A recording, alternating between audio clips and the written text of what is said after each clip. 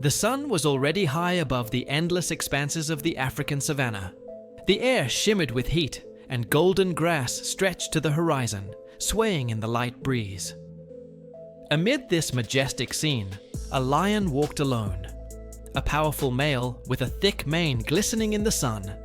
His gait was unhurried and confident, as if each step emphasized his strength and right to be called the master of these lands. A little ahead, on the horizon, there was movement. The lion stopped and looked closely. A herd of buffalo stretched out before him. Their large black silhouettes stood out against the golden grass, and their broad horns glistened in the sunlight. The animals moved in a tight group, their hooves pounding heavily, raising clouds of dust that drifted smoothly above the ground. The lion narrowed his eyes. He knew this encounter would not be easy. The moment of silence seemed like an eternity. The lion took a few confident steps forward, his mane swaying in the wind, and raised his head, demonstrating his strength. But the herd reacted almost immediately. Several buffaloes turned sharply and charged straight at him, snorting and kicking up dust with their hooves. The atmosphere around them changed. Tension hung in the air, as if the savannah itself was holding its breath in anticipation of the coming clash. The skirmish instantly escalated into a tense battle. The lion raised its head and roared loudly, then lunged at the herd, but the buffaloes, undaunted, advanced as one. The sound of their hooves shook the ground, raising clouds of yellow dust, and it seemed as if the savannah itself was trembling from the force. One of the buffaloes struck the lion with its side. Another hit him with its horns, knocking him off balance. The dust cloud obscured the air, and the outlines of the struggle seemed to dissolve into it.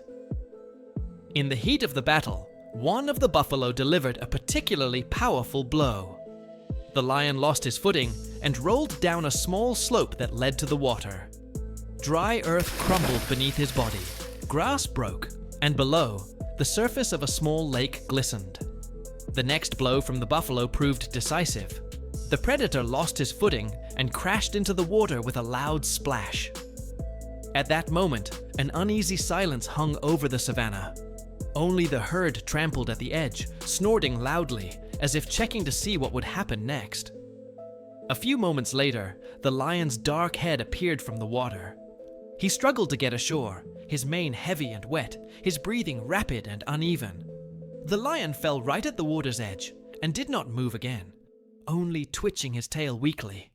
The sun reflected off the still surface of the lake. The golden grasses bent in the light breeze, but the predator himself lay as if deprived of all strength. The jeep slowly turned its wheels on the dry savannah road, leaving behind a cloud of light dust. The rescuer behind the wheel was already used to such trips, but suddenly noticed a strange dark shadow near a small lake. Looking closer, he realized it was a lion lying by the water, barely moving.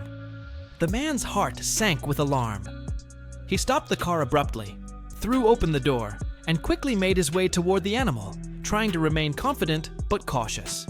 As he got closer, it became clear that the lion was breathing heavily. Its wet mane stuck to its sides, and its paws lay motionless. The rescuer knelt down beside it and immediately sprang into action. His hands slid confidently but gently over the animal's body, massaging its muscles in an effort to support its breathing and blood circulation. The wind carried the smell of warm grass and moisture from the lake. Insects chirped around, and the silence seemed particularly tense. After a while, the lion opened his eyes slightly and moved his tail weakly, a sign that his strength was beginning to return. For the rescuer, this was a small victory. Realizing that his own efforts would not be enough, the man took out his radio. He quickly contacted his colleagues, gave them the exact coordinates, and requested immediate support from a veterinary team.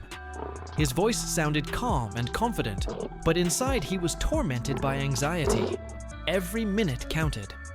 Now all he could do was continue to support the lion, preventing it from weakening completely, and wait for the specialist to arrive.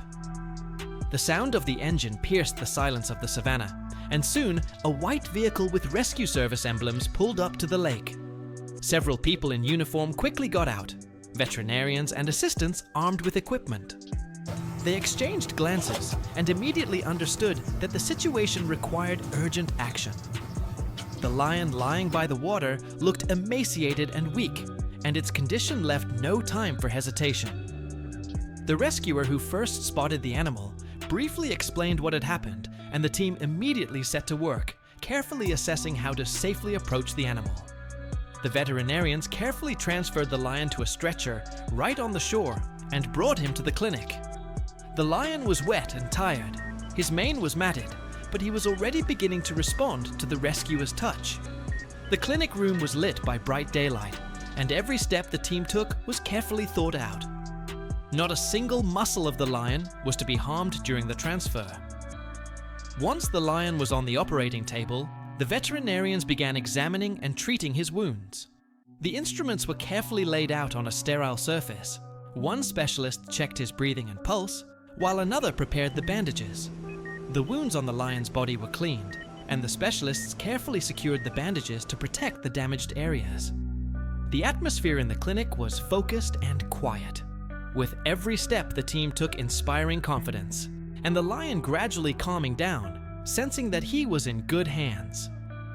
The veterinary clinic provided the lion with a spacious enclosure with soft bedding and clean water.